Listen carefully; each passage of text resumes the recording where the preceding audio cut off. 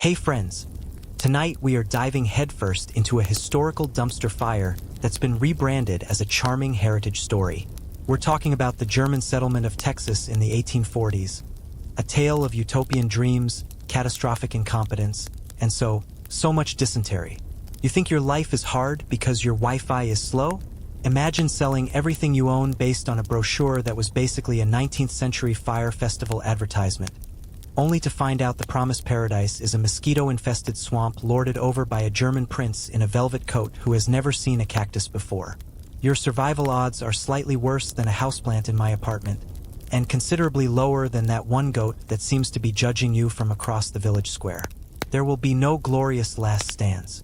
There will only be awkward, muddy, and probably naked moments of pure panic. So, before you get comfortable, take a moment to like the video and subscribe, but only if you genuinely enjoy what I do here. Then, pop down to the comments and tell me where you're watching from and what time it is. Bonus points if you're watching this while pretending to work. We've all been there. Now grab snacks, mute your mom, and let's get weird together. It's 1844. You're in some damp, dreary corner of the German Confederation, where the sky is the color of dirty dishwater, and your life's ambition is to not die of potato blight. You're a farmer, a weaver, a blacksmith, doesn't matter. What matters is you're broke. The Industrial Revolution is making your artisanal skills about as valuable as a screen door on a submarine. The local duke owns the dirt you walk on, the air you breathe, and probably has a mortgage on your immortal soul. The future looks less like a grand adventure and more like an endless cycle of eating cabbage, paying taxes, and hoping your fifth child survives the winter. It's bleak. Then, one day, a man in a suspiciously clean coat arrives in your village. He represents a society with a ridiculously long name, the Adelsverein, or the Society for the Protection of German Immigrants in Texas. It's a club of German princes, dukes, and barons who, bored with counting their money and marrying their cousins, have decided to play a real-life game of civilization. Their goal? To carve out a perfect, orderly, beer and bratwurst-fueled slice of Germany in the wilds of Texas. They're led by guys like Prince Karl of Solms-Braunfels, a man with a name longer than his attention span and the practical survival skills of a fainting goat. The sales pitch he's peddling is pure, uncut fantasy. He unrolls a map of Texas that appears to have been drawn by someone who heard about it from a friend of a friend. He shows you pamphlets with lush, green hills, sparkling rivers, and happy German families living in quaint cottages, while suspiciously non-threatening Native Americans wave from a respectful distance. You're promised 320 acres of land. 320! In a place where the sun always shines, the soil is black gold, and you can hunt deer from your front porch. The sales pitch sounds like it was written by a medieval real estate agent on bath salts. They tell you Texas has a climate like Sicily. Sicily. You've never been to Sicily, but it sounds a hell of a lot better than Hesse-Darmstadt in February. This is the mainstream fact. A group of German nobles did, in fact, create the Adelsverein and convinced about 10,000 Germans to emigrate, offering them promises of land and a new life. They were shockingly well-funded and disastrously organized. And here's the quirky tidbit. One of the big selling points wasn't just freedom from aristocracy, but the freedom to become a new kind of landed gentry yourself. You, a guy whose family has been shoveling manure for the local baron for 300 years, are being offered the chance to be the master of your own massive estate. It was a psychological masterstroke, appealing directly to the class anxieties of people who had been stepped on for generations. It wasn't just about escaping poverty. It was about escaping insignificance. You and your spouse stay up late, the sputtering candlelight making your faces look gaunt and haunted. You whisper, "Is it a scam?" Of course, it's a scam. Nothing this good is ever absolute. But what if it's not? What if, for once, the universe isn't trying to kick you in the teeth? Your other option is to stay here and watch your children grow up to be just as hungry and hopeless as you are. Compared to that, a far-fetched Texan paradise seems like a reasonable gamble. Historians still argue whether the leaders of the Adelsverein were genuinely naive idealists who believed their own hype or cynical scammers who just wildly overestimated their own project management skills. Honestly, It's like debating whether your cat knocked over the glass out of malice or stupidity. The answer, as with most grand projects run by the fabulously wealthy, is probably yes. So you do it. You scrape together every last thaler and gulden. You sell the family cow, the loom your grandfather built, the rickety furniture that's been in your family for a century. You sign a contract that has more fine print than a smartphone's terms and conditions, and you probably can't read half of it anyway. The contract feels heavy in your hand, like a tombstone. Packing is a nightmare of heartbreaking choices. Do you take your grandmother's ridiculously heavy cuckoo clock, a tangible piece of your past? Or do you take an extra bag of flour, a more practical investment in your future? You pack your best woolens, because the brochure mentioned cool nights. You pack your family Bible. You pack the accordion, because God forbid you face the apocalypse without polka music. You say goodbye to your parents, your siblings, your neighbors, people you will never see again. The finality of it settles in your stomach like a cold stone. You are willingly making yourself an orphan, an alien. The journey to the port at Bremen or Antwerp is its own special kind of hell. You're crammed into wagons, you trudge through muddy roads, and every innkeeper on the way overcharges you because they know you're never coming back to leave a bad review on Yelp. You clutch your life savings, terrified of the pickpockets, the con artists, and the crushing weight of your own decision. Finally, after weeks of this, you arrive. The port is a chaotic, stinking mess of humanity. It smells of salt, tar, fish, and desperation. And there, bobbing in the murky water, is your ride to the promised land. It's not the grand vessel from the drawing in the pamphlet. It's a squat, cramped, creaking wooden tub that looks less like a ship and more like a splinter waiting to happen. And it's crowded, impossibly crowded. A shiver of pure, uncut dread runs down your spine. Your new life is about to begin. Or end. At this point, it's a coin toss. You take a deep breath, instantly regretting it as the air hits your lungs.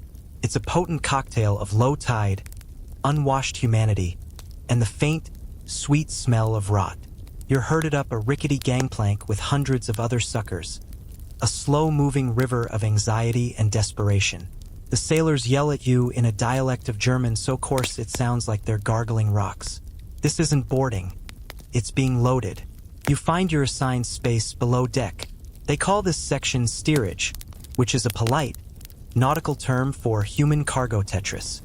It's a sprawling, low-ceilinged cavern of despair, lit by a few sad, swaying lanterns that cast flickering, monstrous shadows.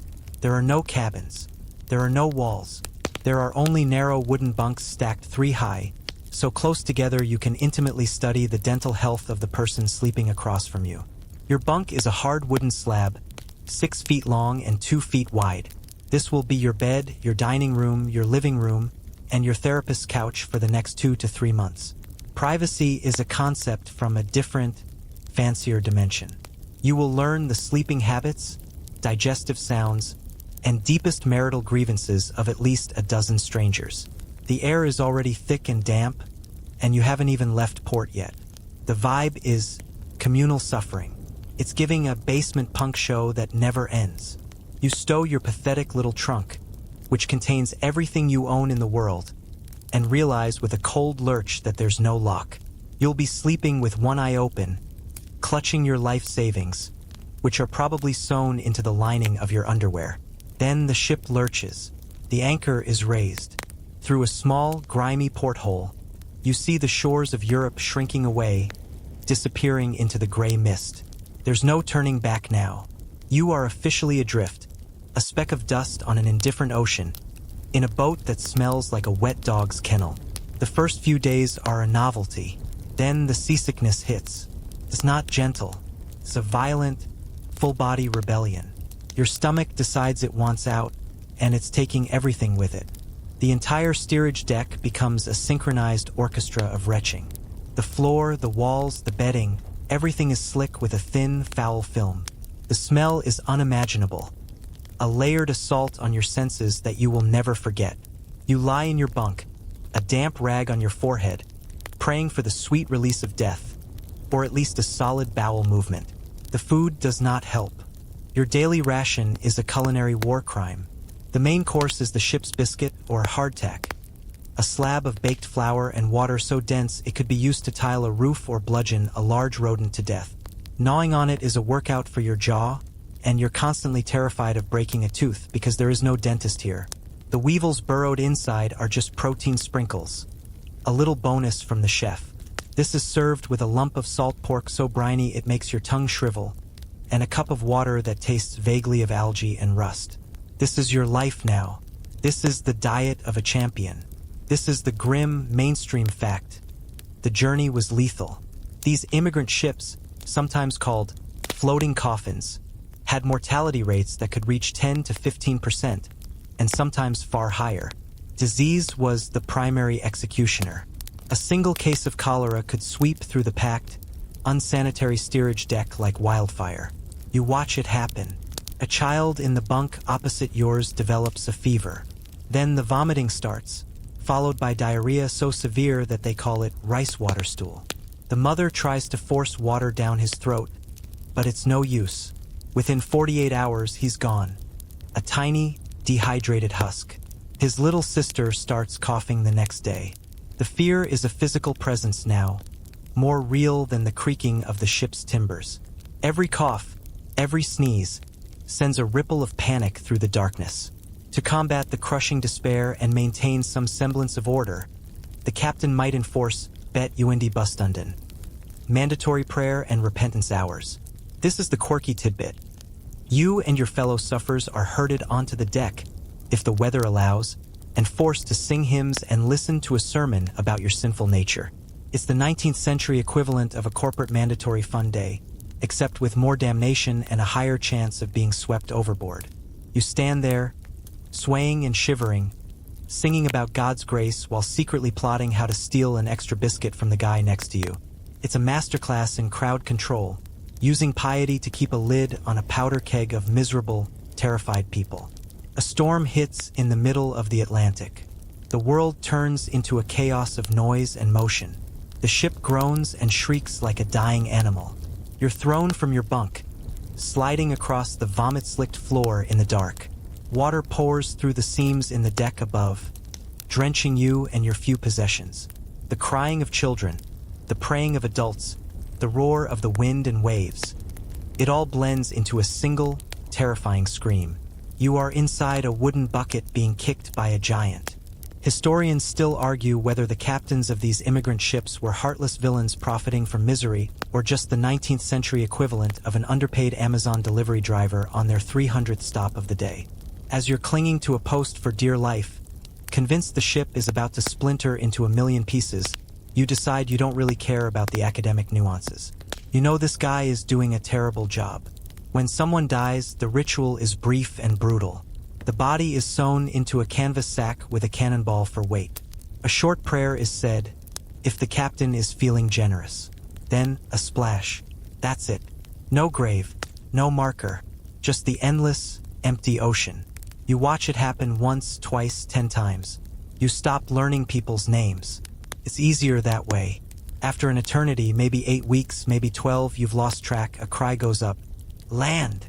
You scramble on deck, your eyes watering in the unfamiliar sunlight. There it is.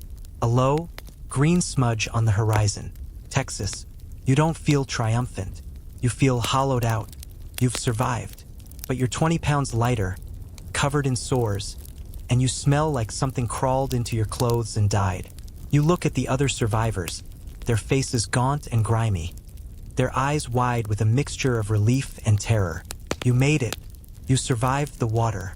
Now you must survive on the land. You stumble off the boat at the port of Indianola, which sounds grand but is really just a collection of ramshackle wooden buildings cowering on a strip of sand. The moment you step onto the dock, the heat hits you.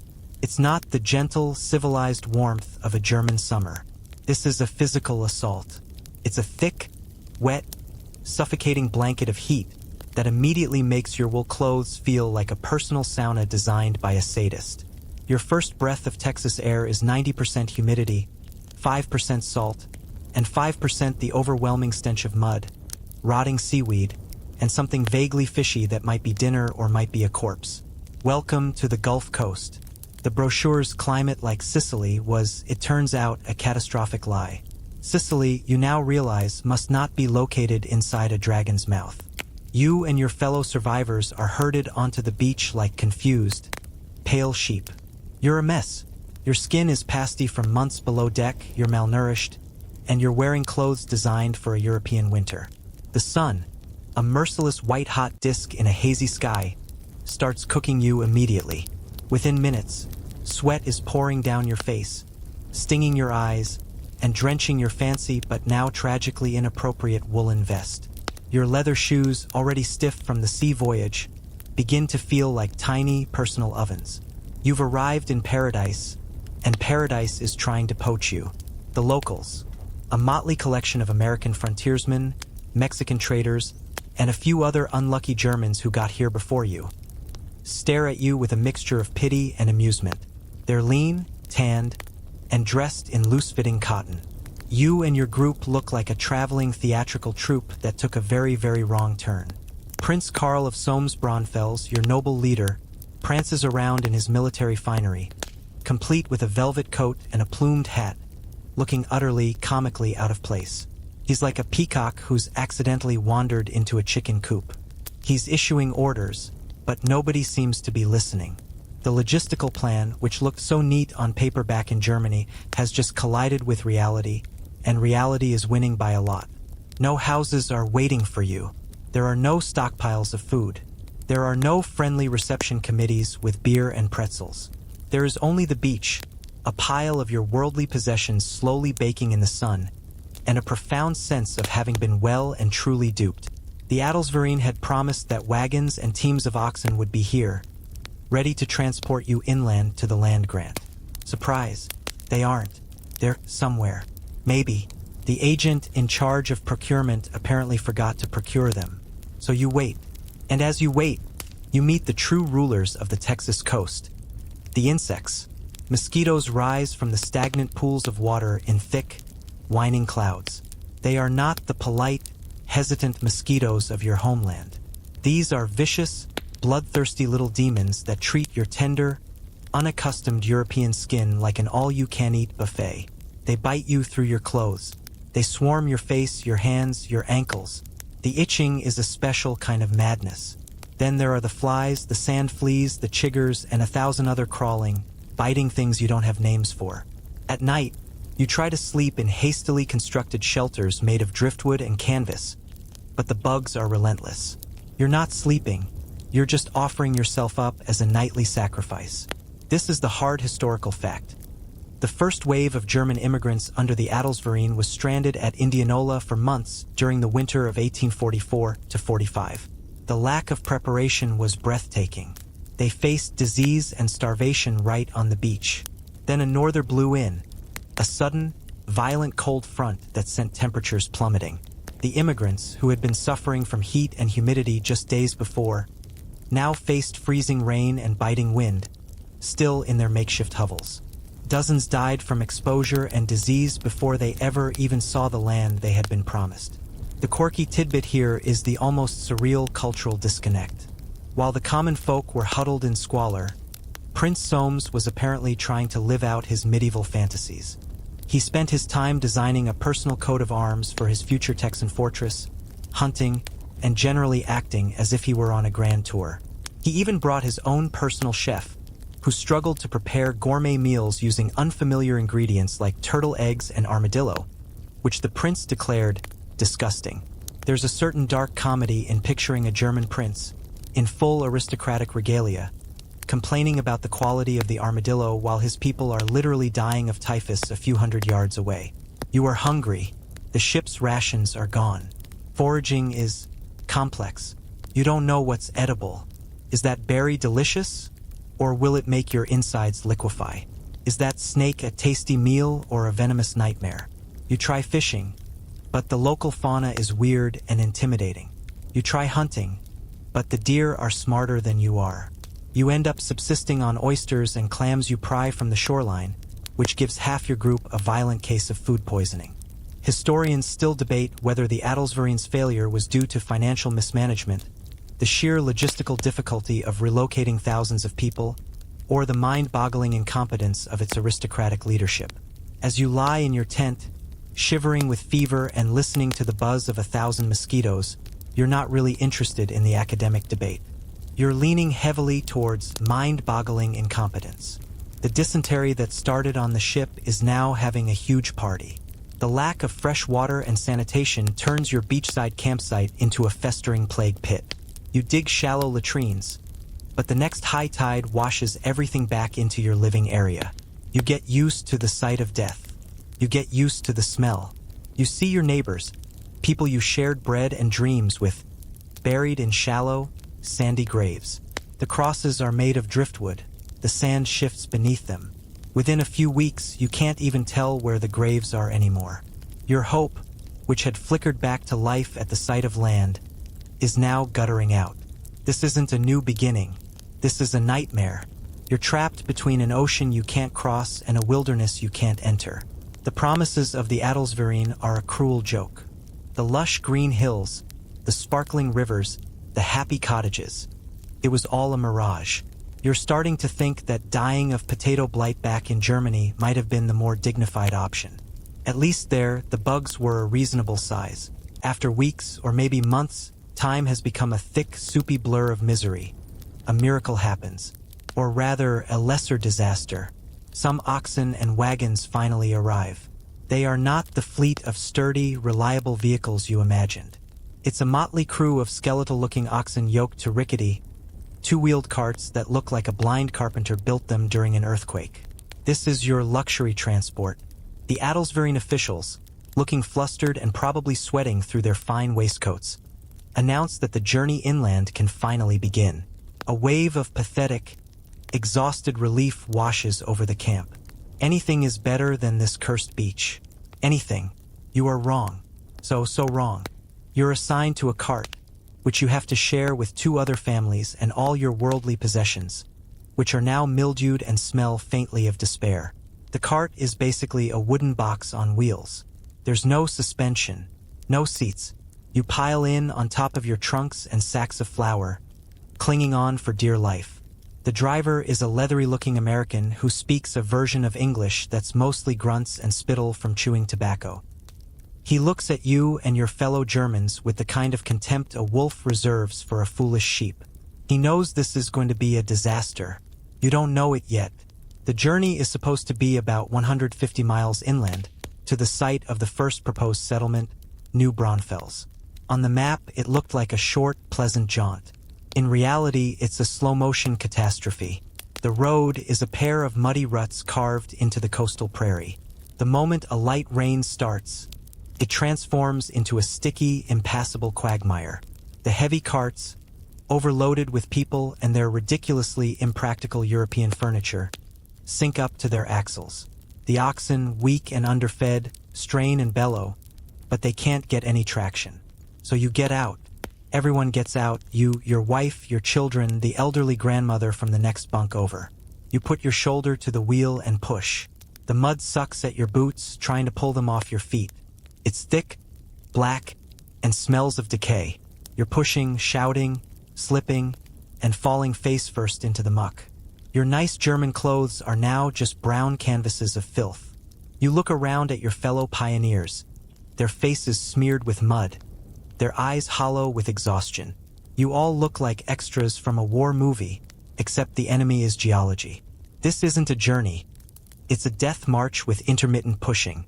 This becomes your daily routine. Ride for an hour, get stuck, push for 3 hours, make 2 miles of progress, camp, repeat. The mainstream historical fact is that this overland trek was just as deadly as the sea voyage. The immigrants were already weakened by their time in Indianola, and the grueling journey inland ultimately took many of them. They called the trail the Leidensweg, the road of suffering. They died of exhaustion, of malnutrition, and of the same diseases that had plagued them on the coast: cholera, typhus, dysentery. Their graves marked the trail, little mounds of earth that were soon overgrown by the relentless Texas vegetation. The quirky, grim tidbit is what they had to abandon along the way. That heavy cuckoo clock your neighbor insisted on bringing is the first thing to go. It's tossed out to lighten the load, landing with a sad, splintering crash in the mud. Then go the spinning wheels, the ornate dressers, the chests of fine linens, even the family pianos that some mad souls had managed to drag this far. The trail to New Braunfels became a bizarre, linear museum of abandoned hopes, littered with the wreckage of a more civilized life. Imagine trekking through the wilderness and stumbling upon a beautifully carved Biedermeier cabinet slowly sinking into a swamp. It was a physical manifestation of their dream dying, piece by heavy, impractical piece.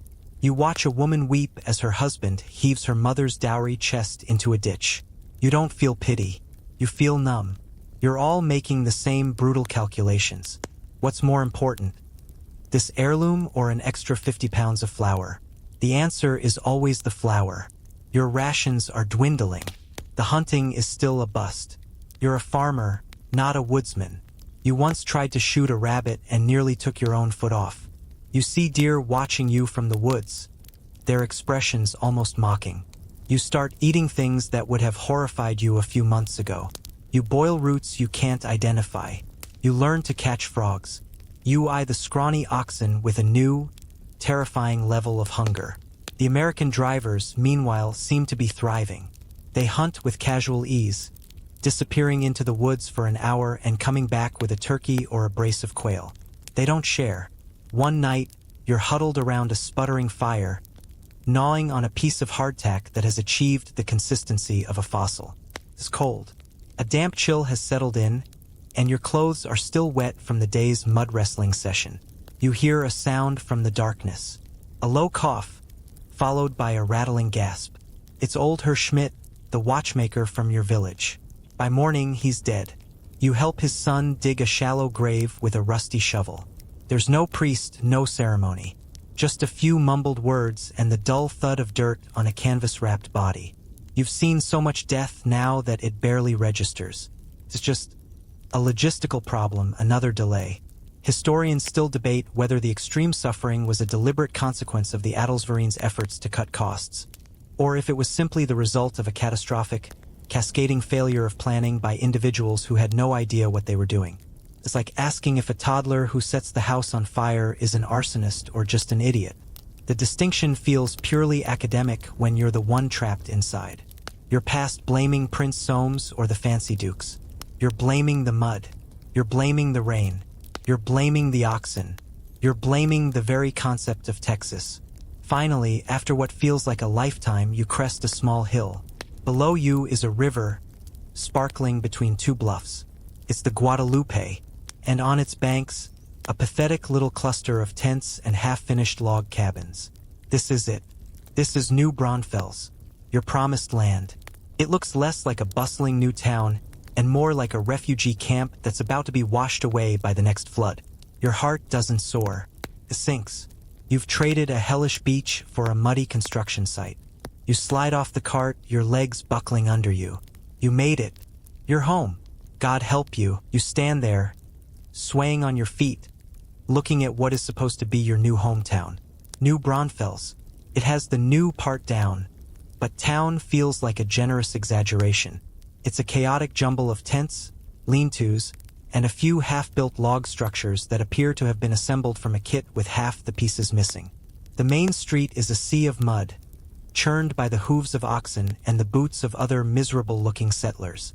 The air is thick with the smell of freshly cut wood, campfire smoke, and the same old familiar scent of unwashed, stressed-out humanity.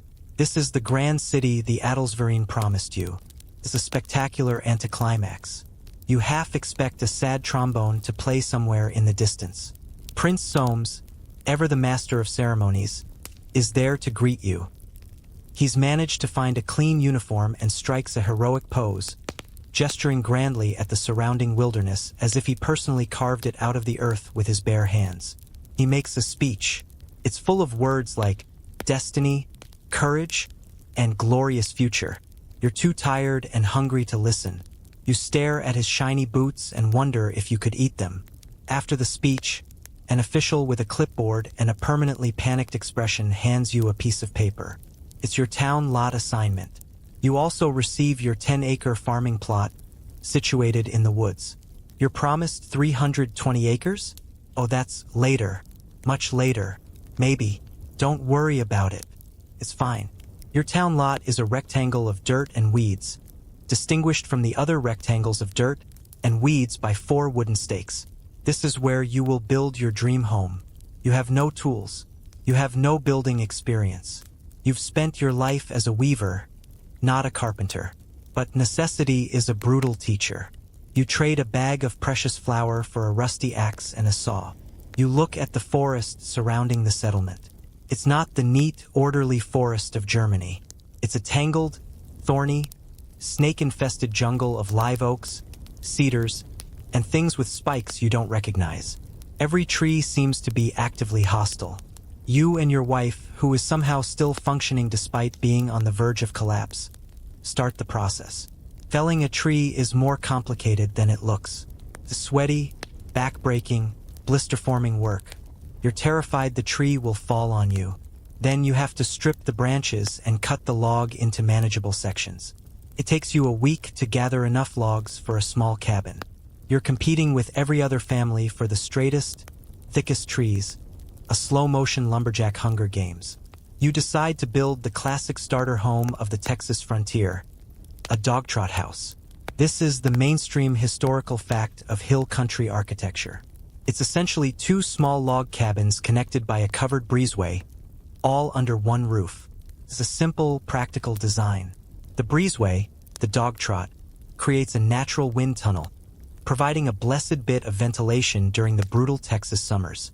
It's the 19th century version of central air conditioning, powered by desperation and clever design. One cabin is for cooking and living, the other is for sleeping. It's not a mansion, but it has walls. Right now, walls are the pinnacle of luxury. As you build, you learn the hard way. You don't know how to notch logs, so your corners are gappy and unstable. You try to fill the gaps between the logs with a mixture of mud, grass, and horsehair, a process called chinking. Your first attempt melts and slides down the walls in the first rainstorm, leaving you with a home that's less of a shelter and more of a log sieve. The roof is made of hand-split wooden shingles, and getting them to overlap just right to keep the water out is a dark art you have not yet mastered. Your first night in your new home, it rains, and you discover 12 new and exciting leaks. You huddle in the one dry corner, listening to the drip, drip, drip of your failure. Here's the quirky tidbit.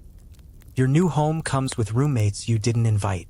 The space between the inner and outer walls, and in the thatched or shingled roof, is prime real estate for every creepy-crawly thing in Texas. You share your home with spiders the size of your hand, scorpions that like to hide in your shoes, and the occasional snake that drops from the rafters to say hello. At night, you can hear the rustling and scratching of rats and possums in the attic. You once woke up to find a large possum staring down at you from a ceiling beam, its beady little eyes full of judgment. You're not just a homeowner. You're a landlord for a menagerie of horrors. The floor is made of packed earth, which means it's always slightly damp and has a distinct dirt smell. If you're lucky, you might get some flagstones later. But for now, your sandals make a faint sticking sound when you walk, a symphony of dirt, spilled food, and maybe goat pee from the kid you're trying to raise indoors. Your furniture consists of a rough-hewn table you made yourself, a few stools, and a bed built into the corner. The mattress is a sack stuffed with straw or, if you're lucky, Spanish moss you've painstakingly picked from the trees and debugged. It's lumpy, scratchy, and probably still home to a few resilient chiggers. Cooking is done over an open hearth, which fills the small cabin with smoke that stings your eyes and makes you cough constantly. It's a cozy, rustic life if your definition of cozy includes a constant risk of asphyxiation and scorpion stings.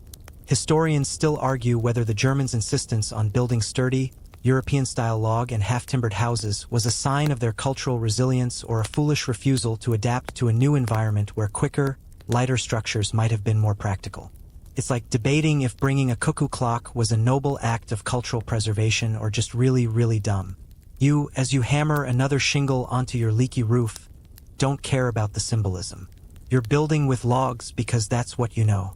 You're trying to recreate a little piece of the old world in this terrifying new one, even if the walls are crooked and a snake lives in the chimney. Despite the hardship, a strange sense of community begins to form. You're all in this together. You help your neighbor raise his roof and he enables you to dig a well.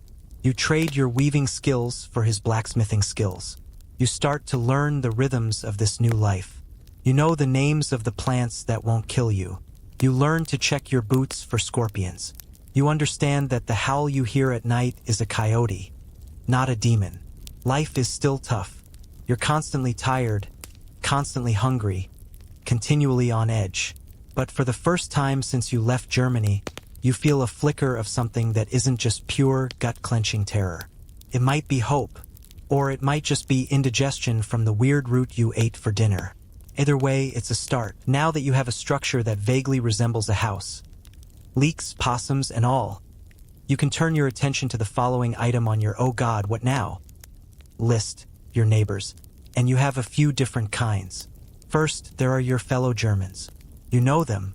You've suffered with them. They're predictable. They're stressed. They complain about the weather, the food, and the general lack of orderly Germanness in this chaotic landscape. You form a tight-knit, insular community, united by a shared language and a shared experience of being catastrophically misled by a bunch of fancy-pants nobles. You gossip, you trade, you help each other out. It's your safe space in a world that feels alien and hostile. Then there are the Anglos and Tejano. The Anglos are the American frontiersmen, guys who were already here when you arrived. They're tall, laconic, and seem to be permanently armed. They view you and your German brethren with a mixture of suspicion and amusement. You're the Dutchman, a catch-all term they use for anyone who speaks a Germanic language. They can't understand why you insist on building heavy, stuffy houses or why you work so hard on your tiny farm plots when there's so much land available. They find your music weird, your food strange, and your language guttural. You, in turn, see them as loud, uncultured, and alarmingly prone to casual violence. You maintain a polite but distant relationship, like two weird neighbors who share a fence but pretend not to see each other when they're taking out the trash. The Tejano, the Spanish-speaking, Mexican-descended Texans, are another story. They've been here for generations and they've seen it all. They've been Spanish subjects, Mexican citizens, citizens of the Republic of Texas, and now they're navigating life as a minority in the newly annexed American state. They are masters of adaptation. They look at you, the new kid on the block, with a wary but often pragmatic eye.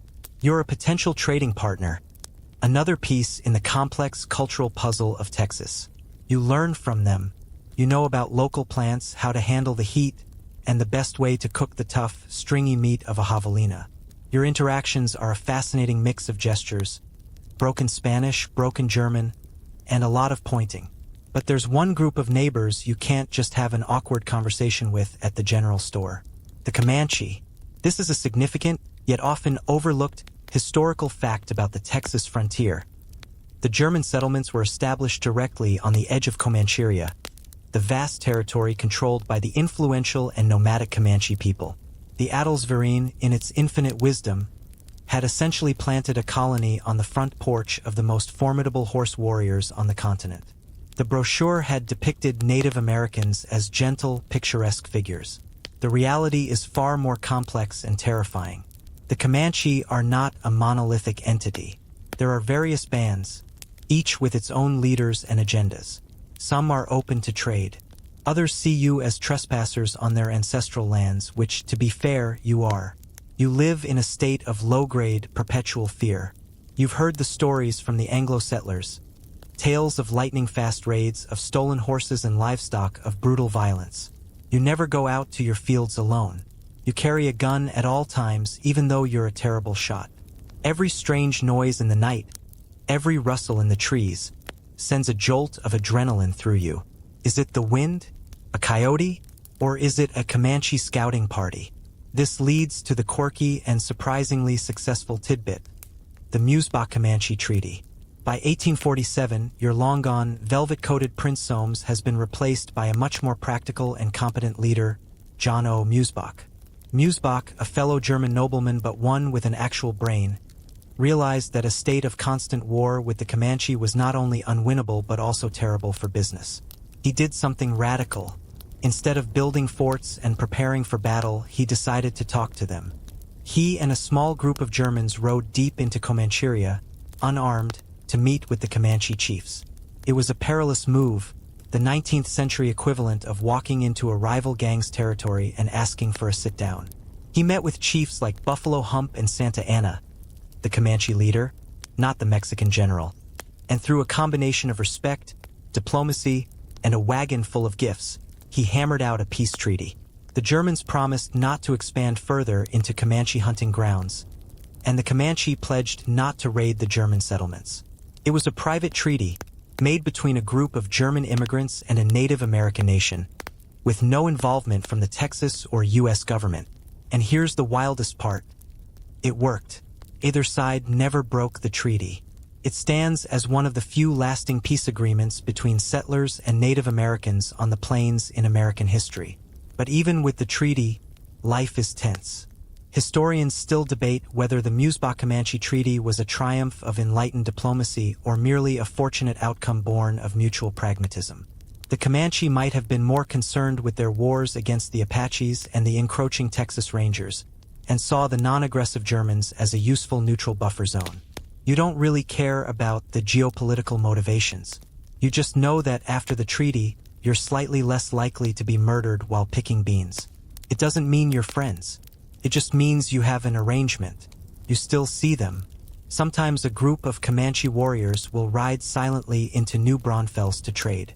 They are an intimidating presence, muscular, confident, and utterly at home in this environment that is still trying to kill you.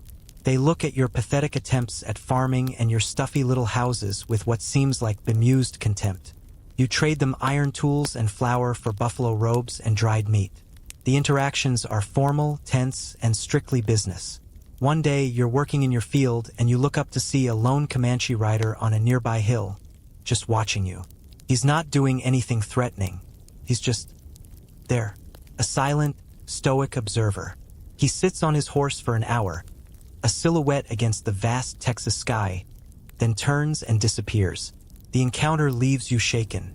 It's a powerful reminder that you are a guest here, and a fragile one at that. You are living on someone else's land, by their permission. The peace is real, but it feels as delicate as a dried leaf. You go back to your work, but your eyes keep scanning the horizon. You are never truly alone. You've survived the ocean, the beach, the death march, and building a house that's only moderately infested with vermin. You've even reached a nervously polite understanding with your various neighbors, including the ones who could scalp you. Congratulations, you've earned a weekend. But fun in 19th century German Texas is a special kind of experience. It's a strange, chaotic blend of old world tradition and new world desperation, fueled by equal parts beer, polka music, and a deep, simmering existential dread. This isn't about relaxing. It's about aggressively reminding yourself that you are still German, even if you're sweating in a log cabin and your best friend is a goat. Saturday is for work, but Sunday is for God and socializing, in that order. You put on your best remaining clothes, which are still probably woolen and definitely smell a bit like wood smoke and regret. You and your family trudge into the center of New Braunfels for church. The first services were held in the open air, under a big live oak tree, with a pastor shouting over the sounds of hammering and the occasional stray cow. Now, there's a proper church, a simple wooden building that's the pride of the community. The sermon is long. It's in German. It's probably about suffering and redemption, which feels a little on the nose, frankly. You sit on a hard wooden bench, trying to stay awake, the heat already building inside the crowded room. After church, the real fun begins. This is when the entire town gathers in a designated public space, which might be a clearing, a beer garden that's still mostly just a few tables under some trees, or a purpose-built hall called a Verenschel. This is where the community's social life happens. And it's loud. The centerpiece of any German gathering is music. Someone has managed to drag an accordion all the way from the old country, and they play it with a manic, foot-stomping energy. A fiddler saws away, slightly out of tune. A guy with a tuba provides a booming bass line. This is the soundtrack to your new life. A relentless, cheerful oompah that is either incredibly festive or a sign of collective madness. You haven't decided which. And then there's the dancing. You grab your spouse or your neighbor's daughter, and you whirl around in a polka or a waltz. The ground is uneven. You're kicking up dust. You're sweating through your Sunday best. It's not graceful. It's a frantic, slightly clumsy explosion of pent-up energy. You dance because if you stop moving, you might start thinking about the fact that raccoons ate your last 3 corn plants and your roof is still leaking. This is the mainstream historical fact. These Germans brought their club culture with them. They founded singing societies, Gesangverein, shooting clubs, Schützenverein, and athletic clubs, Turnverein. These weren't just casual hobbies. They were formal organizations with charters, elected officers, and regular meetings. They were the glue that held the community together. The New Braunfels Schützenverein, for example, would host a huge annual festival, the Schützenfest, where men would compete in marksmanship contests. The winner would be crowned Schützenkönig or Shooting King. For the year, a title that came with serious bragging rights and probably a fancy ribbon. It was a way to practice a vital frontier skill while also turning it into a severe, very German-style party. Of course, all this activity is lubricated by beer. The Germans, horrified by the local water and the dubious quality of American whiskey, made brewing a top priority. One of the first and most critical commercial enterprises in any German settlement was the brewery. The beer wasn't the crisp, cold lager you might be thinking of. It was likely a darker, heavier, top-fermented ale, served at room temperature because refrigeration was a distant dream. It was probably cloudy. It was perhaps inconsistent from batch to batch. But it was beer. You sit at a long wooden table, drinking your warm, slightly funky beer out of a ceramic stein, shouting over the tuba to your friend about the price of corn. Feels almost normal. Here's the quirky tidbit for you. These social gatherings weren't all fun and games. They were also the stage for some serious community drama. Hidden within the singing and shooting were the freethinkers. A significant number of the German immigrants, particularly the highly educated 48ers who came after the failed European revolutions of 1848, were radical intellectuals. They were atheists, or at least highly skeptical of organized religion.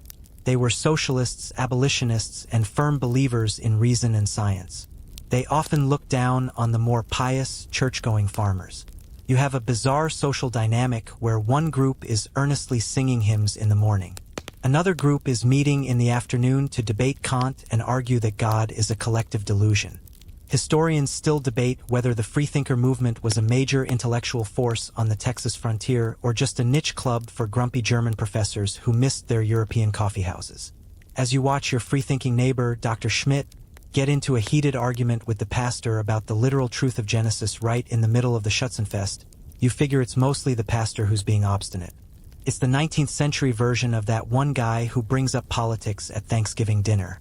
These gatherings are also your only source of news and gossip. Who's getting married? Whose barn burned down? Did you hear about the weirdly large snake Frau Schmidt found in her chicken coop? It's your Facebook, your Twitter, and your local news all rolled into one sweaty, beer-soaked package.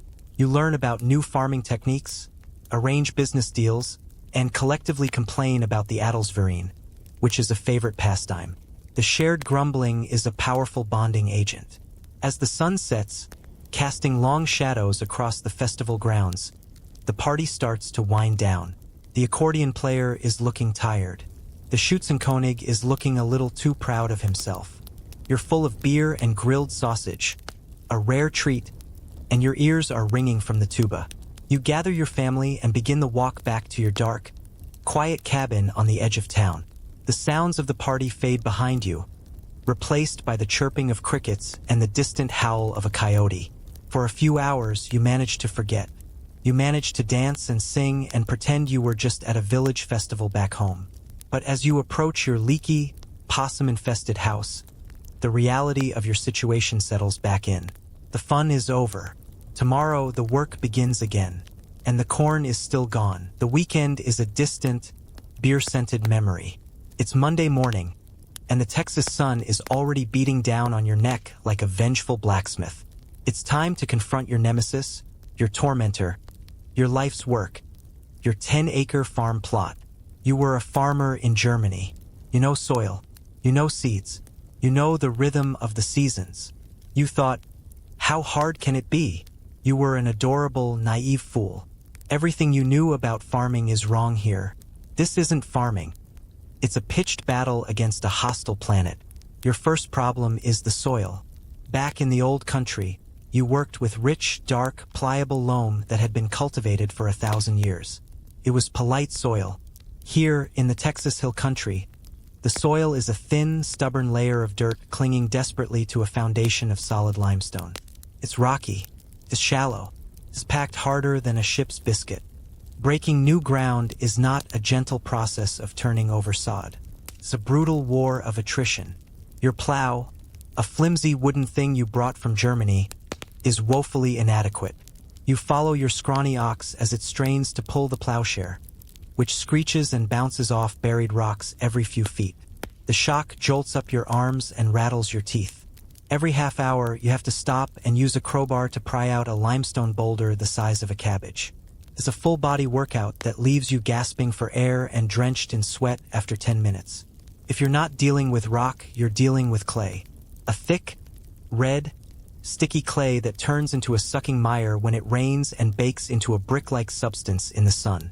It crusts over, preventing water from reaching the roots of your precious crops. Clings to your boots, your tools, and your very soul. You spend half your time fighting the rocks and the other half fighting the mud. You are beginning to suspect that Texas soil is personally trying to kill you.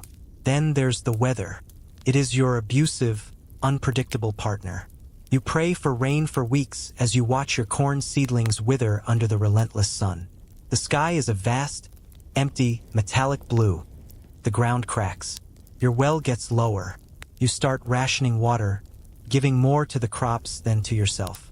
Then, when the rain finally comes, it's not a gentle, life-giving shower. It's a biblical deluge.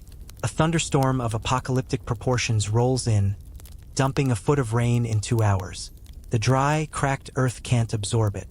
The water sheets off your fields, carrying away your topsoil, your seeds, and all your hard work in a brown, muddy torrent.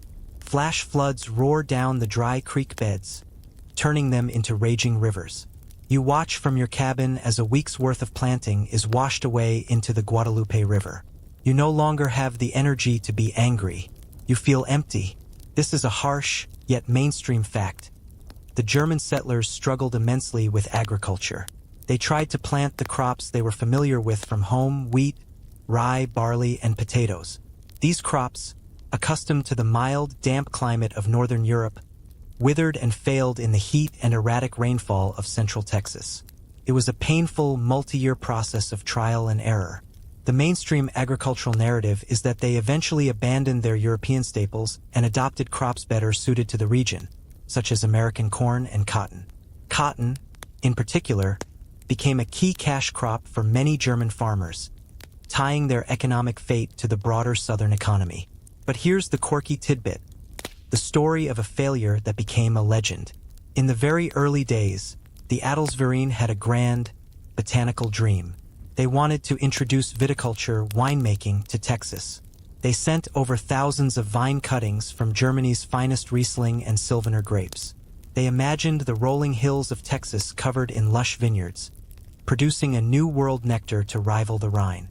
It was a complete and utter disaster. The delicate European vines were immediately annihilated by Pierce's disease, a native bacterial infection to which they had no resistance. The vines would look healthy for a year or two, then suddenly wither and die. The dream of a Texan Mosel Valley evaporated. But the idea of it lingered. The effort was so famous and so famously a failure that it became part of the local folklore. Now, back to your personal agricultural nightmare. The pests. Oh, the pests. In Germany, you dealt with crows and maybe some rabbits. Here, it's an entire ecosystem organized against you. Armies of grasshoppers descend in clouds, eating every green thing in sight. Gophers and moles tunnel under your rows, eating the roots of your plants from below. Raccoons, impossibly clever and with their creepy little hands, sneak into your corn patch at night and strip the ears clean. Deer, which looked so majestic from a distance, are just four-legged locusts that can jump any fence you can build. And then there are the wild hogs, big, mean, tusked bulldozers that can root up an entire acre of potatoes in a single night. You build fences, You set traps. You stand guard with your shotgun. It doesn't matter. They always find a way. You're not a farmer. You're a 24/7 security guard for a salad bar. Historians still debate whether the Germans' eventual agricultural success was due to their renowned persistence and work ethic, or simply because they had no choice but to adapt or starve. It's like praising a man for learning to swim after you've thrown him into a lake. Of course, he knew. The alternative was drowning. You don't feel persistent. You feel cornered. You watch your Tejano neighbors, who seem to farm with a casual, almost lazy grace.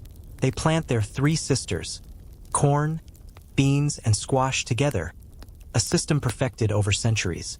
The corn provides a stalk for the beans to climb, the beans fix nitrogen in the soil, and the broad leaves of the squash shade the ground, preserving moisture and preventing weeds. It's genius. It's elegant. It's everything your flailing, rock-prying, weed-pulling effort is not. You start to swallow your pride. You start watching.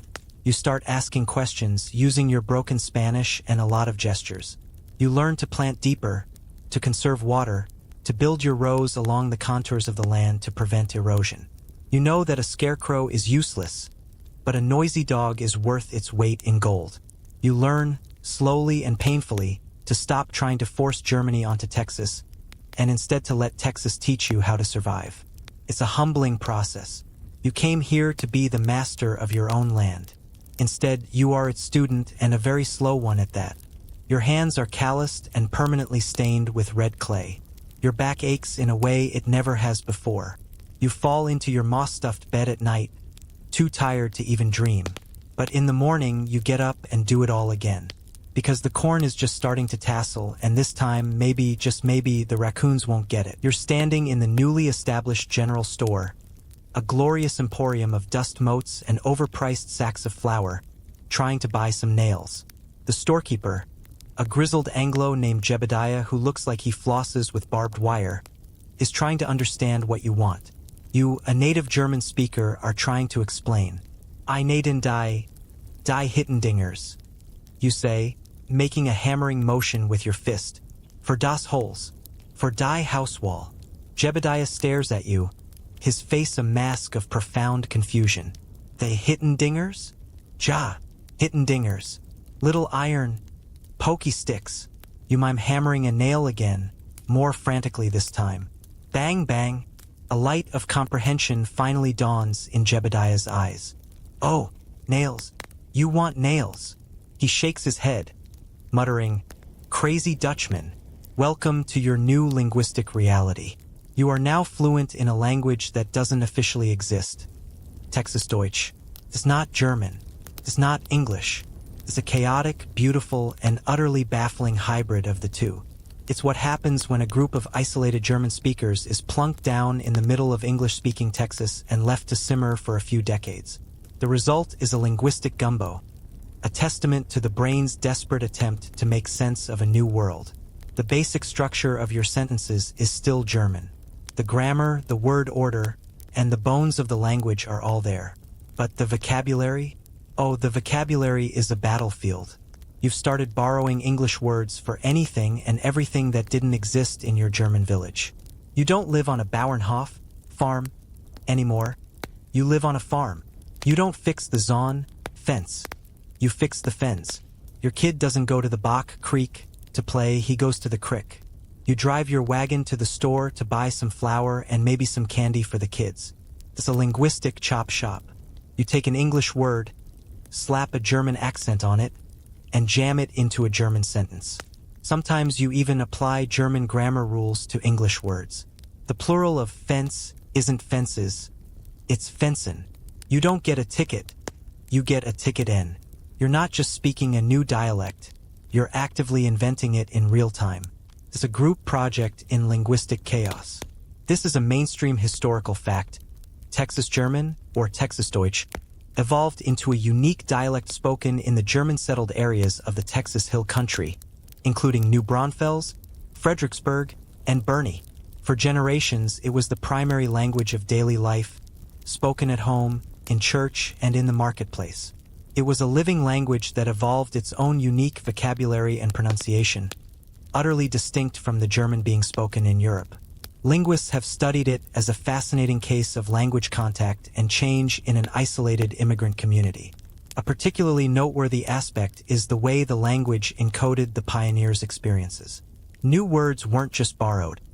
They were created to describe the bizarre new reality of Texas. A skunk, an animal with no German equivalent, became a stinkatze, stink cat. A rattlesnake became a klapperschlange, rattlesnake. A cowboy became, literally, a kajunj, cowboy. My personal favorite is the word for a stubborn, difficult person, stacheldraht, which means barbed wire. The landscape itself was being translated. You could track the entire pioneer experience just by listening to the words they invented. It was a spoken history, a dictionary of survival. This new language creates a strange social bubble. When you're in your community speaking Texas Deutsch, everything makes sense. You can discuss fixing the fence around your cornfield to keep the deer out. Everyone gets it. The moment you step outside that bubble, you're linguistically adrift. Your German is now so peppered with English loanwords that a newly arrived immigrant from Germany would find it bizarre and corrupted. And your English, well, it's a work in progress, to put it kindly. It's thick with a German accent, mangled by German sentence structure, and delivered with a look of intense concentration. You can handle basic transactions, but a nuanced conversation is a minefield of misunderstandings. You try to teach your children proper High German, the language of the Bible and Goethe. You send them to the German language school the community has painstakingly established. But they spend their days playing with Anglo kids by the creek, trading insults and marbles. They come home with English words you've never heard before, peppering their Texas Deutsch with slang that makes you feel 100 years old. Was ist y'all? You ask your son. He shrugs. It's what everyone says, Papa. You feel a pang of something you can't name. It's pride in his adaptation, but also a sliver of grief for the pure, untainted German he will never honestly speak. Historians still argue whether the development of Texas Deutsch was a sign of cultural assimilation or a form of artistic resistance. Was it the first step towards losing their German identity? Or was it a clever way to maintain that identity by adapting their language to a new context? It's like debating whether a chameleon that changes its color is trying to fit in or just being a magnificent chameleon. The answer is probably both. You're not thinking about it in such academic terms. You're just trying to be understood. You're trying to build a bridge between the world in your head, which is still full of German forests and villages, and the world outside your door, which is full of stinkkatzen and kajunjin. The language becomes a secret code. You and your fellow Germans can be standing in a mixed group and have a whole conversation that the Anglos can't follow. You can complain about prices, gossip about the storekeeper, or make fun of a ridiculous-looking hat, all with a polite smile on your face. It's a small act of rebellion, a way of carving out your own space. But it also reinforces your otherness. It's a wall as much as it is a bond. Jebediah the storekeeper calls you a Dutchman, and you call him a damn Yankee under your breath in Texas Deutsch. It's the Cold War of the Texas frontier, fought with whispers and weird dialects. One evening, you're sitting on your porch, listening to your children chatter. They're switching effortlessly between Texas Deutsch and English, sometimes in the same sentence. Papa, can I go to the crick with Billy? He says there's a big fish in there. Bit? You sigh. You correct his grammar out of habit, telling him the proper German word for fish. He repeats it dutifully, but you know the word won't stick. The world is changing. Your language is changing. You are changing. You look out at the vast, starry Texas sky, a sky that speaks no language at all, and you wonder what language your grandchildren will speak. You suspect it won't be German, and you're not sure how you feel about that. It's 1861. You've been in Texas for about 15 years. You're not a fresh-off-the-boat, terrified waif anymore. You're a Texan now. A weird, German-speaking, sausage-making Texan, but a Texan nonetheless. Your cabin has been expanded. Your fields are finally producing more food than you and the raccoons can eat. You have a few head of cattle. Your children speak a baffling mishmash of English and German, and you've mostly made peace with it. Life isn't easy, but it's stable. You've achieved the dream, or at least a stripped-down, beta version of it. You fled Europe to escape pointless political squabbles, oppressive aristocracies, and being forced to fight in wars you didn't believe in. You came to Texas for peace, land, and the freedom to be left alone. And then America decides to have a civil war. You hear the news in bits and pieces, delivered with a mix of outrage and excitement by your Anglo neighbors. The talk is of states' rights, of tariffs, of secession. But you know what it's really about. It's about slavery. You've seen it. Gangs of enslaved African Americans worked the vast cotton plantations east of the hill country. It's a system that has always made you deeply uncomfortable. Most of you German immigrants are small farmers. You work your own land with your own hands. The idea of owning another human being is, to most of you, abhorrent. It smacks of the same aristocratic arrogance you fled in Germany, the idea that some people are born to rule and others are born to serve. This is the central, mainstream historical fact of the German Texan experience during the Civil War. The majority were staunchly pro-Union. Their reasons were a mix of moral opposition to slavery and a pragmatic loyalty to the country that had given them a new home. They had sworn an oath of allegiance to the United States when they became citizens, and they took that oath seriously. When Texas seceded from the Union in February 1861, the German communities of the Hill Country were among the few areas in the state that voted overwhelmingly against secession. They became an island of Unionist sentiment in a sea of Confederate gray. This did not make them popular. Suddenly, you are the enemy within. Your neighbors, the same ones you awkwardly traded with and borrowed tools from, now look at you with suspicion and outright hostility. Your accent, once a quirky novelty, is now the sound of treason. They call you a Dutch abolitionist. Spitting the words like a curse, the pro-Confederate press paints you as a dangerous fifth column, plotting to undermine the glorious cause. It's a terrifying, dizzying reversal.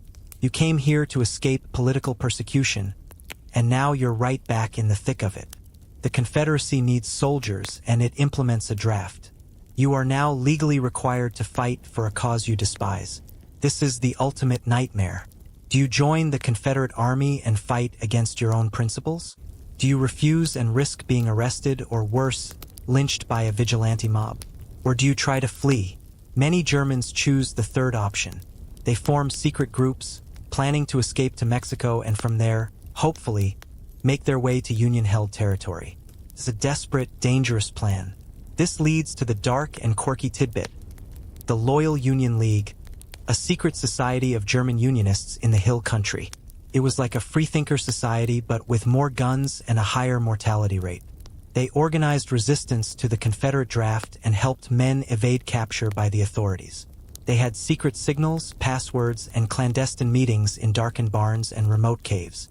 It was all very dramatic, conspiratorial, and ultimately tragic. You might have been a member. You meet with your neighbors in the dead of night, whispering plans in Texas Deutsch, the secret language now a tool of rebellion. You feel a familiar, cold dread. This is the kind of thing you read about happening in the old country, not in the land of the free. The Confederate authorities are not stupid. They know what's going on. They declare martial law in the Hill Country. Confederate militias, often made up of zealous local thugs and led by men like the notoriously brutal Captain James Duff, patrol the area. They are not here to keep the peace. They are here to enforce loyalty, and their methods are cruel. They harass German families, confiscate property, and arrest anyone suspected of Unionist sympathies. The vibe is less hometown heroes and more fascist occupation. The tension culminates in one of the darkest episodes in Texas history, the Nueces Massacre. In August 1862, a group of about 65 Germans, mainly from Comfort and Fredericksburg, decided to make a run for Mexico. They are not an army. They are farmers, artisans, and intellectuals, many of them young men fleeing the draft. They are poorly armed and poorly organized. Confederate forces under Lieutenant Colonel McCrae track them down and ambush them as they camp on the banks of the Nueces River. The result is a slaughter. The Confederates attack at dawn, killing 19 of the Germans in the initial fight. Several more are wounded. After the battle, 9 of the wounded Germans are executed in cold blood. The rest scatter into the brush, where they are hunted down over the next few weeks. Some are killed on sight. Others are captured and hanged.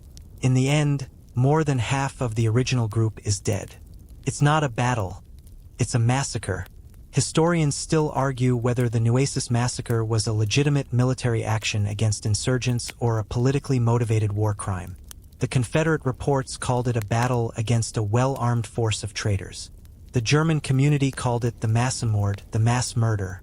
As you hear the news, which trickles back to your community in horrified whispers, the academic distinction seems obscene.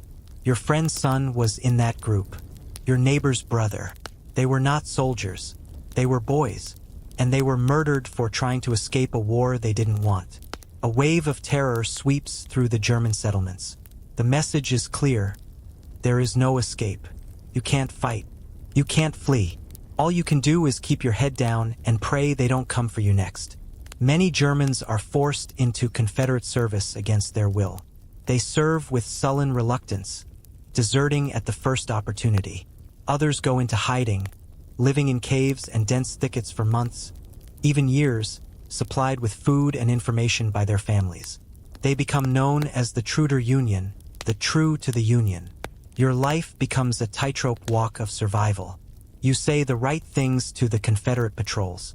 You fly the Confederate flag if you have to, but at night you listen for the secret knock that means a friend in hiding needs food.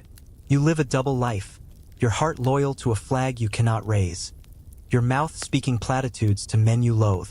The war you fled across an ocean has found you, and it is uglier and more personal than you could have ever imagined. The war is over. It ends not with a bang, but with a slow, confused fizzle. The news of Lee's surrender takes weeks to ripple across Texas. One day, the Confederate patrols are just gone. The war that has consumed your life, filled your days with fear and your nights with whispered conspiracies, evaporates. A strange, unnerving silence settles over the hill country. You take down the Confederate flag that you tacked to your door with a grimace. You walk out into your fields, and for the first time in 4 years, you don't feel like you're being watched. The air tastes different. It tastes like a future you weren't sure you'd live to see. Now comes the hard part, the awkward part. You have to go back to living with the people who wanted to kill you. The war is over, but the animosity is not. Your Anglo neighbors, the ones who joined the Confederate militias with such enthusiasm, are now coming home. They are defeated, embittered, and broke. They see you, the damn Yankee Dutchman. And they know a traitor who sat out the glorious struggle and somehow came out ahead. Your farm wasn't burned. Your sons weren't killed at Gettysburg. You have food in your cellar and your cattle are fat. Their resentment is a thick, poisonous fog. The first trip into town after the war is a masterclass in tension.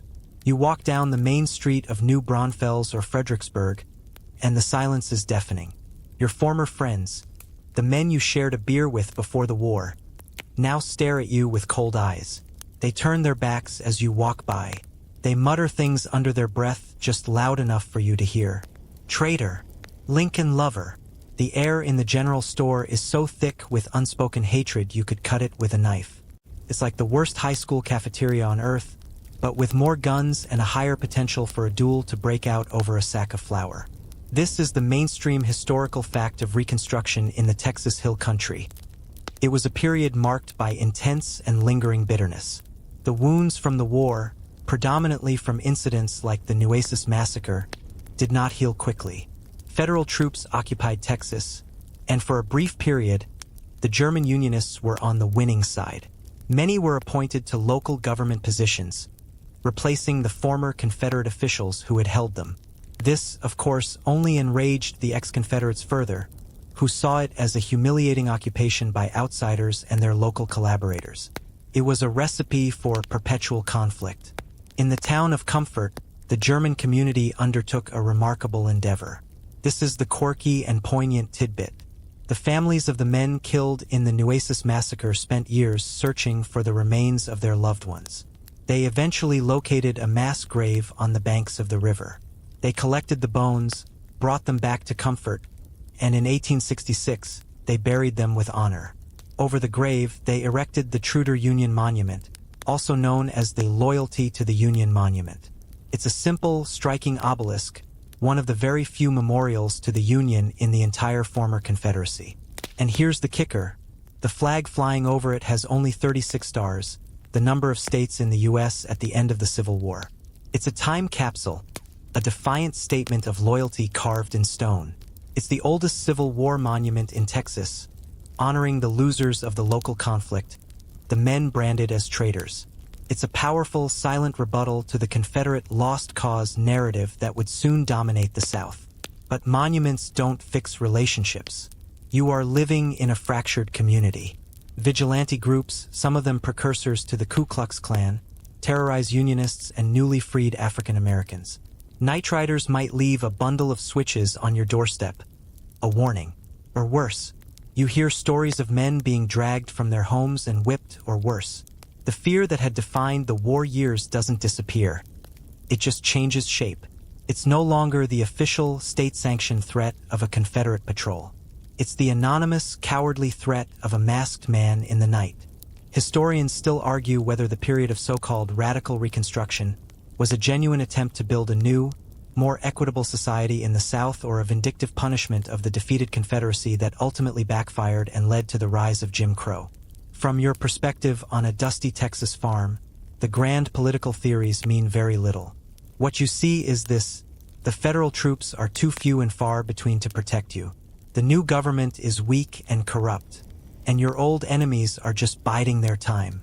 You focus on what you can control: your family, your farm, your community. You pour your energy into work because work doesn't have a political opinion. You build a new barn. You buy more land. You and your fellow Germans turn inward, strengthening the bonds that got you through the war. You rely on each other because you can't rely on anyone else. You have your Gesangverein, your Schützenverein, your church. You create a world within a world, a German enclave where you can feel safe, speak your own language, and not have to look over your shoulder. Slowly, glacially, things begin to thaw, not because of forgiveness, but because of necessity. You have the best damn smoked sausage in the county. Your neighbor, the one who rode with Captain Duff, needs sausage. He also happens to be the only blacksmith within 20 miles, and your plow just broke. You meet in the neutral territory of his forge. You don't talk about the war. You don't talk about the Nueces River. You talk about the weather. You talk about the price of iron. He fixes your plow. You pay him with a string of sausages and a wheel of cheese. It's not forgiveness. It's not friendship. It's business. It's the first, awkward, unstated handshake in a long, slow process of learning to live together again. You walk away, your repaired plow on your shoulder, the smell of coal smoke and sausage in the air. The war is over. The peace is just beginning, and it's going to be a lot of work. The war left scars, deep and jagged, but you're a German farmer. You know that even the rockiest soil can be cultivated if you're stubborn enough. The bitterness of Reconstruction fades, not into harmony, but into a pragmatic, grumbling coexistence. You and your Confederate sympathizing neighbors might never be best friends, but you've got a county to run, and spite doesn't pave roads or build schools. You channeled your trauma and your frustration from the war into the one thing you truly excel at: work. Hard, methodical, relentless work. You and your fellow Germans are about to accidentally build a cultural and culinary empire in the heart of Texas. Not with armies, but with beer, bread, and bratwurst. You look at your farm. The corn and cotton are fine. They pay the bills, but they don't feed your soul. What you miss, with a deep, physical ache, are the tastes of home. The hearty rye bread, the tangy sauerkraut, the bewildering variety of sausages. The food in Texas is functional. It's beef, beans, and cornbread. It's monotonous. You decide to take matters into your own hands. You're not just going to survive in Texas, you're going to make it delicious. It starts in your own kitchen, or more likely, your smokehouse. You experiment. You take the traditions of German charcuterie and apply them to Texas ingredients. You don't have the same pigs you had in Westphalia, but you have these wild hogs, tough and lean. You learn to smoke the meat over pecan and oak wood instead of beech. The result is something new, something that's neither purely German nor purely Texan. It's the birth of Texas German sausage, the ancestor of the glorious links you find in every Central Texas barbecue joint today. You perfect your recipe, a secret blend of spices you guard like a state secret. Your sausage is so good that your Anglo neighbors, the ones who used to call you a traitor, start showing up at your back door, hats in hand, offering to trade for it. Then you get ambitious. Your little town of New Braunfels or Fredericksburg is growing. There are people with money to spend. You and your wife open a small butcher shop, a metzgerie. It's a terrifying leap of faith. You hang your sausages in the window, along with smoked hams and slabs of bacon. Initially, only the Germans arrived. Then, curiosity gets the better of the others. A cowboy, dusty and skeptical, buys a ring of sausage. He eats it. His eyes go wide. He comes back the next day for more. Your business explodes. This is the mainstream historical fact. German immigrants fundamentally shaped the food culture of Texas. They opened the state's first bakeries, butcher shops, and breweries. They introduced staples like sausage and sauerkraut. The iconic Central Texas barbecue style, smoked meat sold by the pound on butcher paper, often accompanied by German-style side dishes like potato salad, has its direct roots in the German-owned meat markets of the late 19th century. They weren't trying to invent a new cuisine. They were trying to recreate a taste of home. And in doing so, they created something legendary. It's not just meat, it's beer. The small, inconsistent breweries of the early days have grown into serious operations. This is the golden age of the Texas German brewery. This is the quirky tidbit. Before Prohibition, nearly every town in the Hill Country had its own local German brewery. The most famous was the Lone Star Brewery in San Antonio, founded by German immigrant Adolphus Busch. Yes, that Busch. However, there were dozens of smaller ones, such as the Gunter Brewery in New Braunfels and the Schreiner Brewery in Fredericksburg. They brewed lagers, bocks, and pilsners.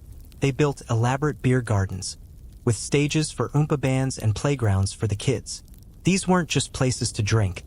They were the social and cultural centers of the community, the secular cathedrals of German Texas.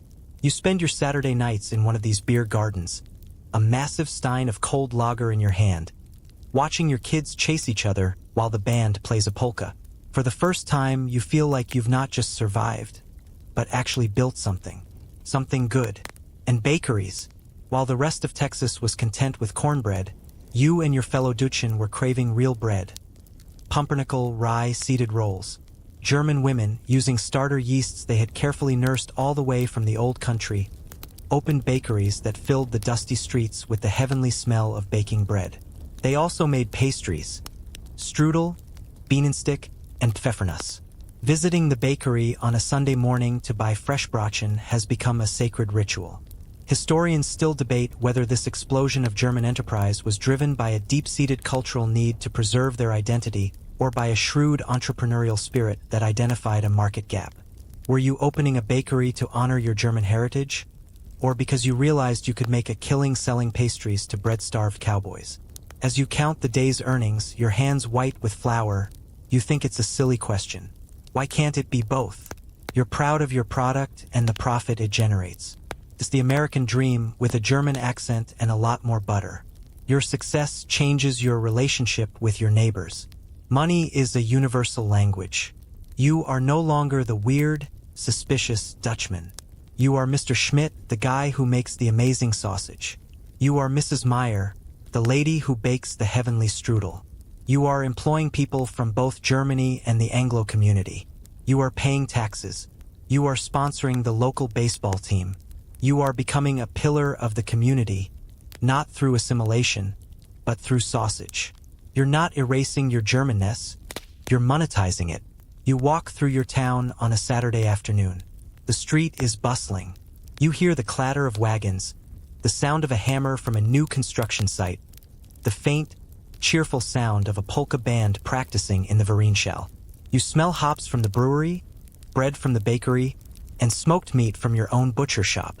This is the world you built.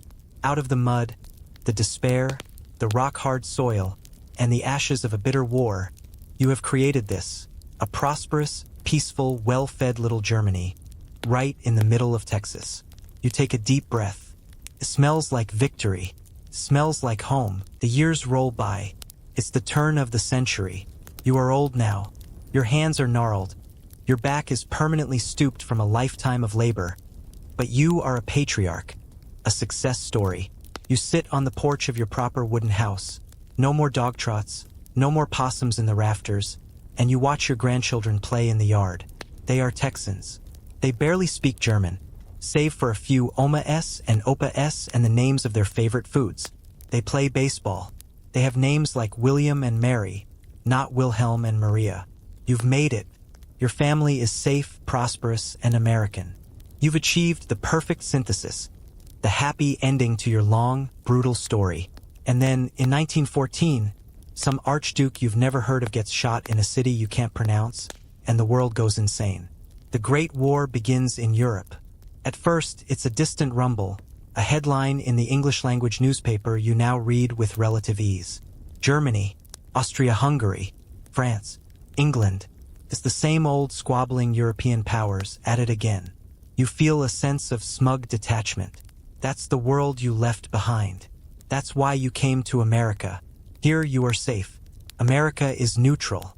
However, the war doesn't stay confined to Europe. The anti-German propaganda machine sputters to life, then roars. The British are masters of it. They paint the Germans not as soldiers, but as monstrous Huns, bayoneting babies and burning libraries. The stories are lurid, exaggerated, and incredibly effective. You read them and feel a sense of disconnection. The Germans they describe, these barbaric, bloodthirsty monsters, have nothing to do with the people you remember, the culture you cherish. But the poison seeps into the American consciousness. Then, in 1917, America entered the war. And overnight, everything that makes you proud becomes a liability. Your name, your language, your heritage, they are no longer a charming piece of the local color. They are a mark of suspicion. The 70 years of goodwill you and your community have painstakingly built up evaporate in a flash of patriotic hysteria. Being German in Texas is suddenly a very, very bad thing. This is the mainstream historical fact. World War I unleashed a wave of intense anti-German sentiment across the United States. It was arguably the most severe persecution of a European ethnic group in American history. The government itself led the charge. The Committee on Public Information churned out propaganda. The Espionage and Sedition Acts made it a crime to utter, print, write, or publish any disloyal, profane, scurrilous, or abusive language about the government or the war effort. This was aimed squarely at dissenters, socialists, and, most visibly, German Americans. The hysteria takes on a surreal, almost comical quality, if it weren't so terrifying. This is the quirky tidbit.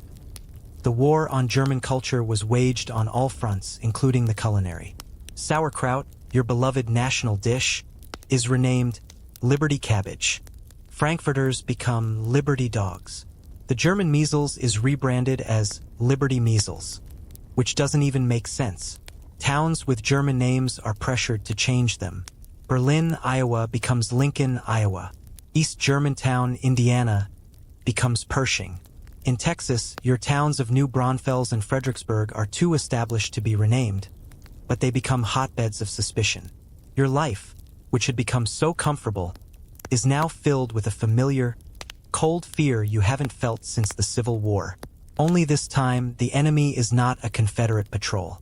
It's your own government. It's your neighbors. It's the mailman. You stop speaking German in public. The language that was your secret code, your bond, is now a crime. Children are punished for speaking it in the schoolyard. Pastors are warned not to preach in German. The lively, boisterous sound of Texas Deutsch that once filled the streets of your town fades to a whisper, confined to the privacy of your own home. Your cultural institutions are targeted. The beloved German-language newspapers are forced to print English translations of any war-related content, a costly and humiliating requirement. Many of them go out of business. The clubs, your Gesangverein, your Turnverein, are seen as nests of sedition. The singing societies are forced to stop singing German folk songs and start singing patriotic American anthems. They do it through clenched teeth, but the joy is gone. Historians still argue whether this wartime hysteria was a spontaneous outburst of popular patriotism or a deliberately orchestrated campaign by the government to enforce national unity and silence dissent. Was it a grassroots witch hunt or a top-down pogrom? For you, sitting in your rocking chair and watching a group of local patriots burn a pile of German-language books in the town square, the distinction is meaningless. Your library, your heritage, your history, it's all going up in smoke. It's a scene straight out of the darkest chapters of European history, the very thing you thought you had escaped. You watch your sons and grandsons enlist in the U.S. Army. They do it to prove their loyalty, to show that they are 100% American. You feel a swell of pride, but also a profound, bitter irony. Your grandson, William, who can't even ask for a glass of water in German, is being sent to France to kill other young men who look just like him, who might be his own distant cousins. He's fighting to destroy the very country you came from, all to prove he belongs in the country you came to. It's a tragic, twisted knot that you can't untangle. The harassment is personal. Your butcher shop, once the pride of the town, has been vandalized. Someone paints a yellow stripe, the color of cowardice, across your front door. Your customers stop coming, afraid of being seen as disloyal. A local chapter of the American Protective League, a government-sanctioned vigilante group, visits you. They are your neighbors. They question you. They ask you if you bought war bonds. They demand you prove your loyalty. It's an interrogation in your own living room. You are an older man, a citizen for over 60 years, and you are being treated like a spy in your own home. The war ended in 1918. The hysteria subsides, leaving behind a landscape of cultural devastation. The German language has largely disappeared from public life. The German newspapers are gone. The clubs are shells of their former selves. You won the war, but you lost a part of your soul. You look at your grandchildren, and you know they will never experience the vibrant, confident German-American culture that you built. You protected them, you made them American, but at a cost you never anticipated. The sausage empire remains, but the breweries will return. However, the heart of Texas German culture has been torn out, and you're not sure it will ever grow back. You don't live to see the whole aftermath. You pass away sometime in the 1920s, a quiet death in your own bed, a luxury you never would have bet on back in 1845. You are buried in the town cemetery under a simple granite headstone with your German name carved into it. Your story, it seems, is over, but it's not. You don't get to rest. You're a ghost now, not a spooky, chain-rattling ghost, but the persistent, stubborn ghost of cultural memory. Your legacy haunts modern Texas in ways that are both profound and profoundly weird. You and your fellow German pioneers are still here, lurking in the town names, in the food, and in the bafflingly cheerful sound of a polka played in 100-degree heat. You've become a tourist attraction. Your suffering has been commodified. You float through the streets of Fredericksburg in the 21st century. Your old log cabin is gone, replaced by a boutique selling expensive candles and wine-themed t-shirts that say, "Rose all day." The main street, which you remember as a muddy track of desperation, is now called the Magic Mile. It's lined with art galleries, fudge shops, and dozens of tasting rooms for local wineries. You stop and stare at that last one. Wineries, the very thing that failed so spectacularly for you, is now a booming industry. They aren't growing your delicate Riesling. They're growing Spanish and Italian grapes that can handle the heat. You feel a ghostly, ironic chuckle bubble up. You were just 150 years too early and had the wrong kind of grapes. Your great-great-great-granddaughter is here. Her name is something like Kaylee or Madison. She's wearing athletic shorts and a college t-shirt. She's on a bachelorette party trip with her friends. They are taking selfies in front of a building that used to be the Vereinsschau, the heart of your community. It's now a restaurant serving German-inspired cuisine. You look at the menu. The bratwurst is served with a jalapeno aioli. The sauerkraut is infused with tequila. You feel a surge of spectral indigestion. This is the mainstream historical fact of your legacy. The German heritage of the Texas Hill Country is now a massive driver of tourism. Towns like Fredericksburg and New Braunfels have leaned hard into their German roots. creating a theme park version of your life. They host enormous festivals, such as Wurstfest in New Braunfels and Oktoberfest in Fredericksburg, drawing hundreds of thousands of visitors who come to wear silly hats, drink beer, and eat sausage on a stick. It's a multi-million-dollar industry built on your memory. Your ghostly form drifts over to Wurstfest. The scale of it is staggering. It's your old community festival, but on steroids. There are carnival rides. There are multiple stages with bands playing. The air is thick with the smell of sizzling sausage, fried Oreos, and spilled beer. And the people, they are wearing green felt hats with feathers and lederhosen made of cheap polyester. They are doing the chicken dance. The chicken dance. You, who danced serious, formal waltzes on this very ground, are forced to watch thousands of drunk tourists flap their arms like spastic poultry. You want to scream, but you have no lungs. This is your personal, eternal hell. But then you see it. Tucked away in a corner, there's an older man with a white mustache and an accordion. He's not playing the chicken dance. He's playing a sad, beautiful old folk song. A folkslied you remember your mother singing. A small group of older adults, their faces etched with the same lines you remember from your friends, is listening quietly. A few of them are singing along, their voices soft and reedy. Their German is the German you remember, the weird, wonderful patois of Texas Deutsch. This is the quirky tidbit. The language isn't entirely dead.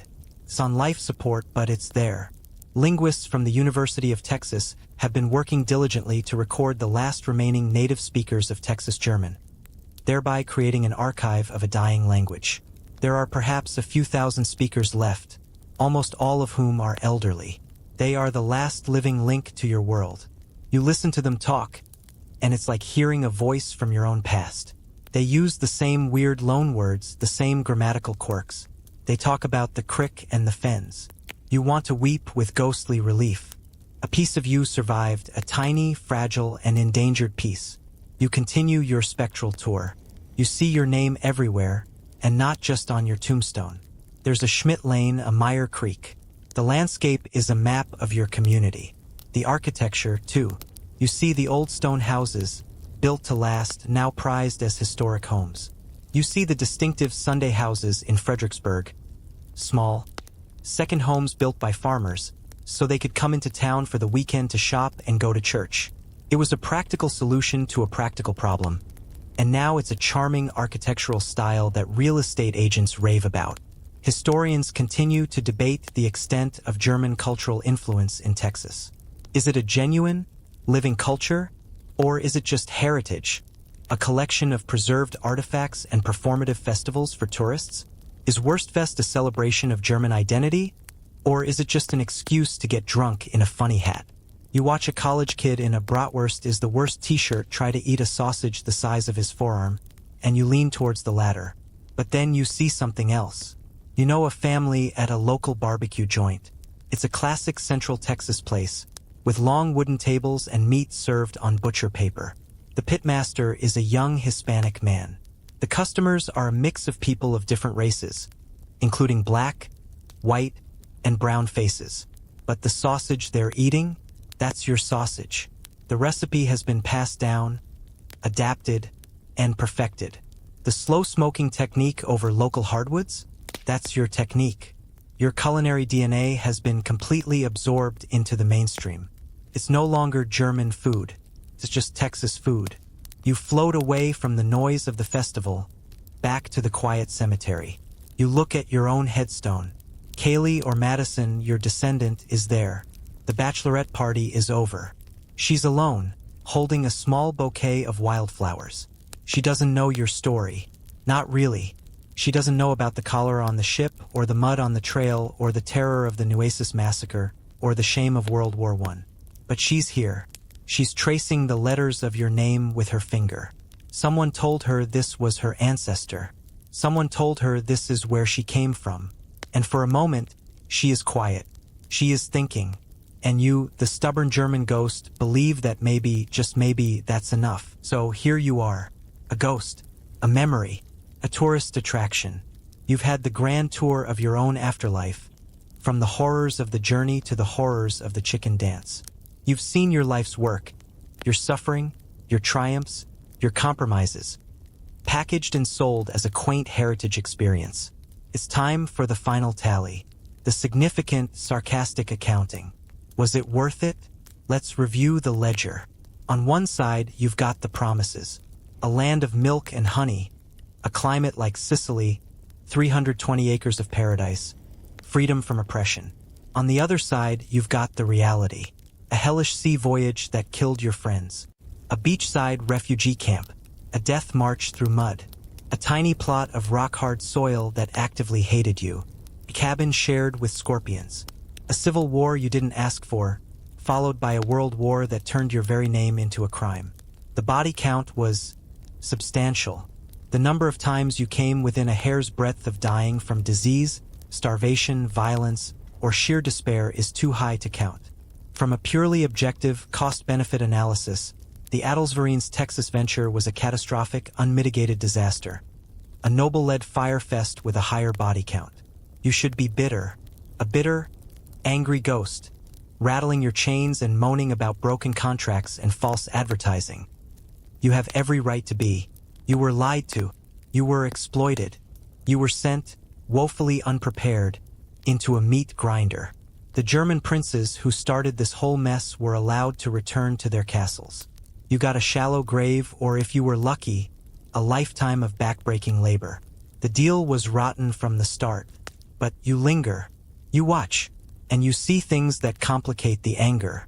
You see your great-great-grandson, a successful doctor in Houston, who has your stubborn jawline.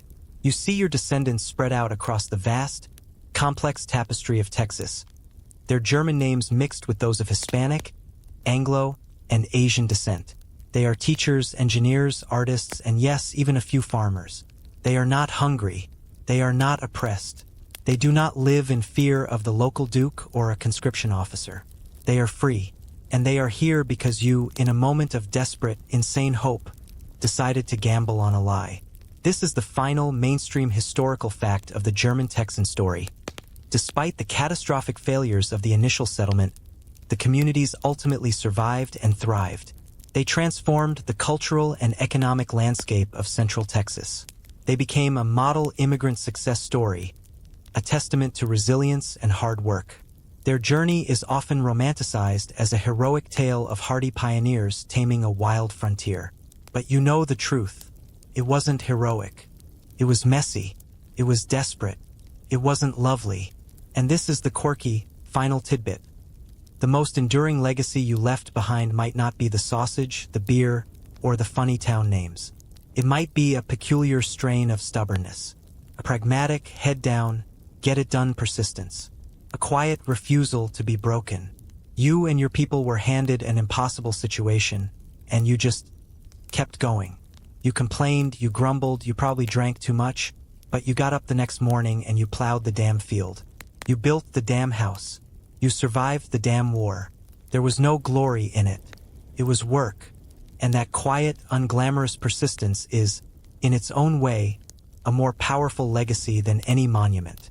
Historians still debate whether the German Texan experience is a tale of assimilation or one of cultural preservation. Did you become Americans, or did you create a new kind of German? The answer, you realize as you fade in and out of the 21st century sunlight, is a classic Texas-Deutsch hybrid. Both. You held on to the things that mattered, your language, for a while, your food, your music, your stubborn work ethic, and you shed the rest. You adapted. You compromised. You borrowed. You created something new that was both German and Texan, and ultimately uniquely American. So, was it worth it? The question is almost meaningless now. It's like asking a tree if it was worth it to grow from a seed. It just did. It was a brutal, painful, and often stupid process. But it happened, and the results are all around you, in the laughter of your descendants, in the architecture of the towns, in the taste of barbecue on a summer evening. You look out one last time, across the rolling, sun-baked hills that you once cursed. They are beautiful, in a harsh, unforgiving way. They are home. You came here seeking a paradise that was promised to you. You didn't find it. Instead, you had to build it yourself out of sweat and blood and tears and sausage casings. And maybe, just maybe, that's better. You made it. You survived the sea, the swamps, the scorpions, and the sheer, mind-numbing terror of it all. You can unclench your jaw now. The story of the German Texans is not a simple, happy tale of pioneers in quaint cottages. It's a raw, chaotic, and darkly funny story of survival against all odds. A testament to human resilience and the universe's evil sense of humor. They were promised a paradise and given a purgatory, and they responded by building breweries and arguing about philosophy. Their legacy isn't just in the beer and the barbecue, as glorious as those are. It's in the very fabric of Texas, that stubborn, independent, and slightly weird spirit that defines the place. They didn't just settle in Texas. They infused it with a dose of German grit, melancholy, and a deep appreciation for a good sausage. They came looking for a new life and ended up creating a new culture, one bratwurst at a time. As you go about your day, think of them. Please think of the sheer, bloody-minded determination it took to turn that hostile landscape into a home. And be grateful that the toughest choice you'll probably have to make today is what to watch next, not whether to eat the suspicious-looking berries or your own shoes. At least I hope so. And remember, somewhere out there, a ghostly German pioneer is probably judging your taste in music. And he really, really wishes you'd stop doing the chicken dance. Seriously, stop.